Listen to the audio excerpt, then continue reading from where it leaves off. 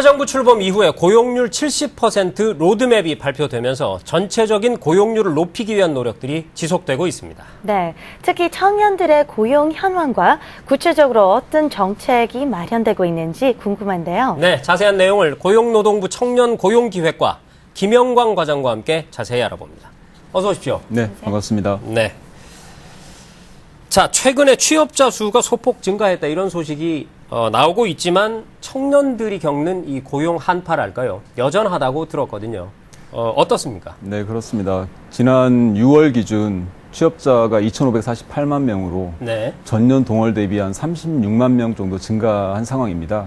근데 이 중에서 청년층 고용 상황을 보면 청년층 15, 29세 청년층 고용률이 40% 수준으로 15세 이상 전체 고용률 60.5%에 상당히 낮고 그래. 작년 8월 이후에 지속적으로 전년 동월 대비 기준 청년층 고용률이 낮은 상황을 계속 보이고 있습니다. 네. 특히나 청년층 실업률을 보면 7.9% 정도를 보이고 있는데요. 이는 전체 그 인구 기준 실업률 3.1%에 비해서 한 2배 이상 높은 수치입니다. 그만큼 청년층 고용 상황이 녹록치가 않다라고 말씀드릴 수 있을 것 같습니다. 네. 청년 실업이 줄지 않는 이유가 어디에 있다고 보십니까?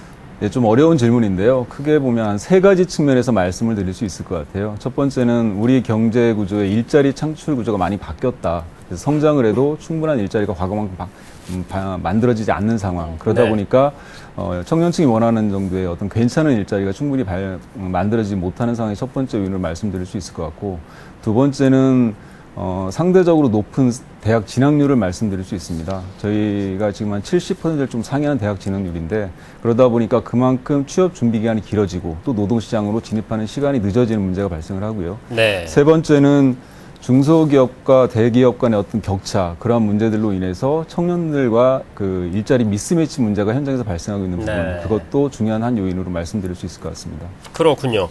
자, 방금 말씀을 들어보니까요. 그러면 우리가 청년 실업 문제를 대하는 데 있어서 어떤 인식의 전환이랄까요? 패러다임의 전환, 이런 게 필요할 것 같거든요. 네, 그렇습니다. 어떻게 풀어갈 계획이십니까? 청년층 일자리 문제는 앞서 말씀드린 대로 그 경기적인 요인하고 노동시장의 구조적인 요인이 복합적으로 좀 작용한 결과라고 볼 수 있고요. 네. 그런 만큼 어떤 직접적인 일자리를 한시적으로 제공해주는 양적 정책에서 조금 노동시장의 어떤 조기 진입이라든지 구조적 문제를 해결하는 방식으로 어떤 정책 패러다임을 바꿔나갈 필요가 있겠다라고 보고 네, 있고요. 지금 말씀 중에 죄송하지만 잠시 속보가 들어왔습니다. 남북 3차 실무회담 오늘 진행이 됐죠. 합의문 없이 일단 종료가 됐다. 이런 뉴스가 방금 들어왔습니다. 다시 한번 전해드리면요. 남북한이 3차 실무회담을 5시 7분에 합의문 없이 종료했다, 마무리했다, 이런 뉴스 속보가 들어왔습니다. 네, 계속해서 말씀해 주시죠. 예, 그런 측면에서 먼저 그 대학생들이 학업을 같이 병행하면서 일을 통해서 그 일하는 기간이 학력과 자격으로 같이 인정받는 일학습 병행 시스템을 좀 도입해 나갈 계획이고요. 더불어서 능력을 통해서 채용이 되는, 그래서 능력 중심의 채용 문화를 확산시켜서 능력 중심의 사회를 구현해 나가는 그런 노력도 좀 지속적으로 추진해 나갈 계획입니다. 네. 자, 지금 말씀하신 부분들이 굉장히 다 중요한 문제인데요. 단기적으로는 청년들이 원하는 어떤 질 좋은 일자리, 양질의 일자리가 좀 필요하지 않겠습니까? 얼마 전에 공공기관 청년 고용 의무 제도라는 게 도입이 됐죠. 설명 좀 해주시죠. 네, 그렇습니다. 지난 4월 임시국회에서 여야 네. 합의로 청년 고용 촉진 특별법이 개정이 되었는데요. 네. 주된 내용 중 하나가 공공기관으로 하여금 14년부터 3년간 한시적으로 매년 정원의 3% 이상을 청년 미취업자로 고용하도록 하는 내용입니다. 의무적으로. 예, 그렇습니다. 네. 만약에 그 의무를 지키지 않으면 어떻게 됩니까? 우선은 법의 지난번 개정을 될 때 위반 기관에 대해서는 네. 명단을 공표하도록 고용부 장관에게 공표하게. 의무가 주어져 있습니다. 그렇군요. 네. 네. 그럼 지금 말씀하신 청년 의무적으로 고용하는 공공기관 그 수는 어떻게 되나요? 우선 주된 대상 기관은 정부 공공기관하고 지방 공기업인데요. 네. 정부 공공기관은 그 공기업, 준정부기관, 그다음에 기타 공공기관.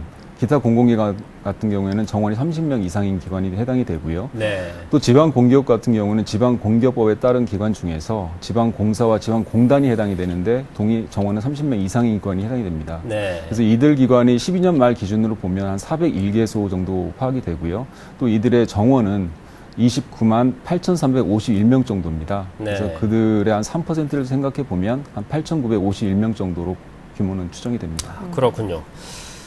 자, 이게 방금 말씀하신 이 공공기관 청년 고용 의무제도 참 좋은 의미인데 이게 보면 1년 지나서 또 잘 지켰나 안 지켰나 해보면은 또 안 지키는 기관들도 참 많고 그렇더라고요. 그러니까 좀 전에 공개한다고 이제 벌칙으로 공개한다고 말씀하셨는데 조금 강화를 하셔가지고 그 다음 해에 그 전해에 못 지킨 것까지 다 뽑게 하면 어떨까? 뭐 이런 것 좀 정책에 한번 감안을 해주시고 오늘 나오신 함께 김에. 검토해 보겠습니다. 네네. 자, 최근 공공기관 의무 고용 대상 청년의 나이가요. 만 29세에서 34세로 상향 조정된다. 이렇게 발표가 됐거든요. 이게 어떤 의미를 갖습니까?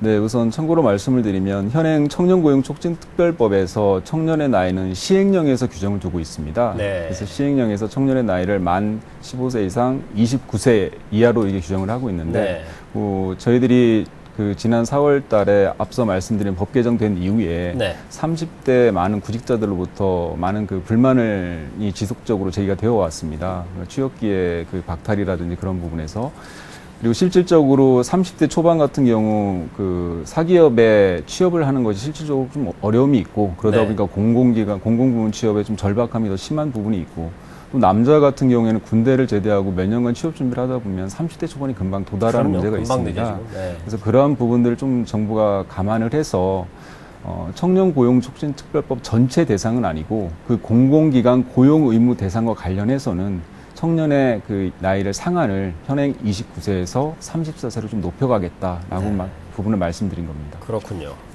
그럼 청년의 나이가 몇 세까지 되는 건가요? 34세로 확정된 건지요?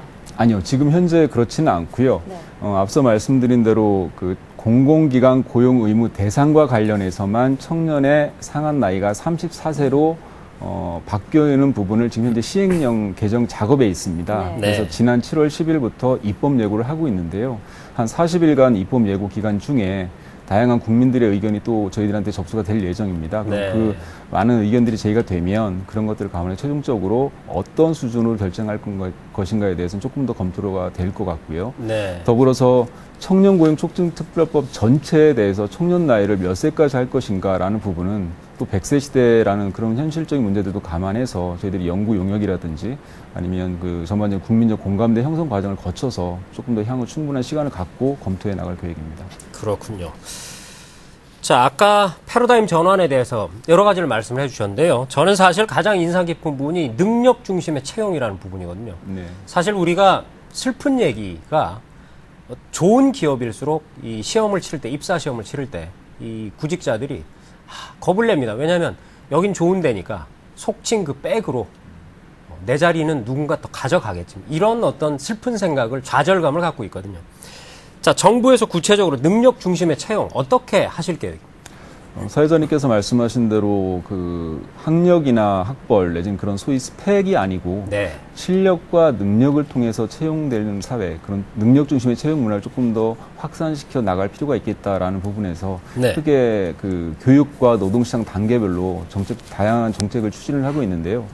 첫 번째는 각 산업 현장에서 직무를 수행함에 있어서 필요한 기술이나 지식, 소양 네. 같은 것을 표준화한 체계를 만들고 있습니다. 네. 그것을 국가직무능력표준이라고 말을 하고 있는데 국가 직무 능력 표준이요. 예. 네. 그래서 내년까지 국가직무능력표준을 직무별로 한 777개 직무에 걸쳐서 개발을 완료할 예정입니다. 그러면은 그게 그러니까 나라가 그러니까 원하는 일을 어느 정도 해낼 수 있는 능력을 갖고 있느냐. 그게 이렇게 맞습니다.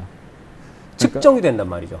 그 어떤 특정 직무를 수행하는 데 필요한 역량이나 기술이 어느 정도 수준이냐라는 그렇죠. 것을 산업 부문별 그다음에 수준별로 국가가 표준화한 것이고요. 네. 그러니까 그것이 나오면 기업에서도 어떤 직무와 관련된 사람들을 채용을 할 때 네. 적어도 보아야 될 역량 수준이 무엇인가라는 걸 참고를 할 수 있을 것이고요. 네네. 그래서 그러한 부분에서 기업에서 그러한 스펙을 초월한 능력 중심의 채용을 위한 그 방법으로서 네. 이용할 수 있는 툴을 같이 개발을 하고 있습니다. 그것이 핵심 직무 역량 개발 모델이라는 것인데요. 네. 그러한 모델도 저희들이 17년까지 한 20여 개의 직무를 중심으로 우선 개발을 해 나가면서 보급도 같이 해 나갈 계획입니다. 네. 더불어서 올해부터는 시범적으로 문화 콘텐츠 분야를 중심으로 해가지고 열정과 어떤 그 능력이 있는 친구들을 스펙과 관계없이 선발을 해서 그 해당 분야에서 성공하신 분을 멘토로 모시고 그분들의 멘토링 과정을 거쳐서 취업까지 이르는 스펙추얼 멘토스쿨 사업을 운영을 하고 있는데요. 그러한 부분도 지속적으로 확대해 나갈 계획입니다. 그렇군요. 일단 공공기관부터 확실하게 그거를 적용하신 후에 네. 민간에까지 확산을 시키시겠다. 그렇습니다. 그러니까 아까 말씀하신 국가 직무 능력 표준이라는 게 만들어지고 그게 이제 기준이 된다면 네. 사실은 뭐 누구 전화 받고 사람을 뽑았다 뭐 이런 거는 뭐 좀 사라지는데 많이 좀 도움이 되겠네요. 그렇습니다. 네. 가장 중요한 것은 개발도 개발이고 이제 기업들이 얼마나 그걸 활용을 하느냐 그것이 네. 결국엔 관건이 될 텐데요. 그래서 보다 많은 기업들이 그것을 활용할 수 있도록 네. 이런저런 지원책도 같이 고민을 하려고 합니다. 네, 잘 알겠습니다. 저희가 시간 관계상 오늘은 이 정도로 말씀을 줄여야 될 것 같습니다. 지금까지 고용노동부 청년고용기획과의 김영광 과장님과 얘기 나눴습니다. 오늘 말씀 고맙습니다. 네, 감사합니다. 고맙습니다.